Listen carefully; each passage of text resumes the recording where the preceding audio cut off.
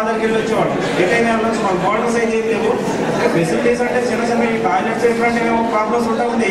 అవన్నీ కూడా పల్లెటూరు నుంచి వచ్చిన వాళ్ళకే కాబట్టి అవి ప్రాబ్లమ్స్ అనేది అనిపించలేదండి మాకు.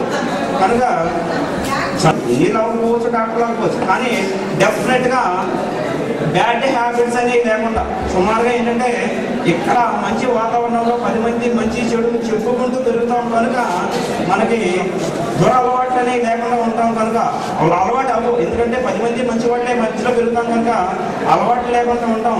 అది మనం ఏది చేసుకున్నా, చిన్న వృద్ధి చేసుకున్నా, చిన్న ఉద్యోగం చేసుకున్నా, పెద్ద ఉద్యోగం చేసుకున్నా మనం ఉదరపోషణ కోసమే. కాబట్టి కనుక ఉద్యోగం చిన్నదా పెద్దనేది కాదు, మనం మంచిగా పెరుగుతున్నామా లేదనేది మాత్రం ముఖ్యంగా ముఖ్యమండి.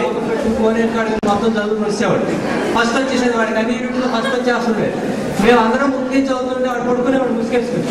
ఏంట్రా అంటే మీరు పడుకున్నాను అంటే అంత కాంపిటీషన్ అనమాట. వాడికి ఎక్కువ మార్కులు వస్తే నాకు ఎక్కువ మార్కులు వస్తాయి, అంత కాంపిటేటివ్ స్పిరిట్ ఉండేది. 10th క్లాస్ వాళ్ళు మెయిన్ 10th క్లాస్ తర్వాత మీరు ఇంజనీరింగ్ స్ట్రీమా మెడిసిన్ స్ట్రీమ్ అనేది మెయిన్ డిసైడ్ చేసుకోవాలి. ఆఫ్టర్ 10th క్లాస్ వాళ్ళకి కావాల్సిన డిప్లొమా క్యాండిడేట్స్, దాని ద్వారా మీరు డైరెక్ట్గా సెంట్రల్ గవర్నమెంట్ ఎంప్లాయ్ అవ్వచ్చు. అదే ఇంటర్మీడియట్ అయిన డిస్కంటిన్యూ చేశారనుకోండి, ఇంటర్మీడియట్ తర్వాత మీరు ఎడ్యుకేషన్ ఆపేసి there is no future too. అదే డిప్లొమా తర్వాత ఆపితే you can sure a job, మీరు డెఫినెట్గా ఒక జాబ్ పొందగలుగుతారు సెంట్రల్ గవర్నమెంట్ ఆర్గనైజ్. పైగా మన స్కూల్ వాళ్ళకి జనరల్గా ఇక్కడికి వచ్చే వాళ్ళు ఎకనామికల్ పూర్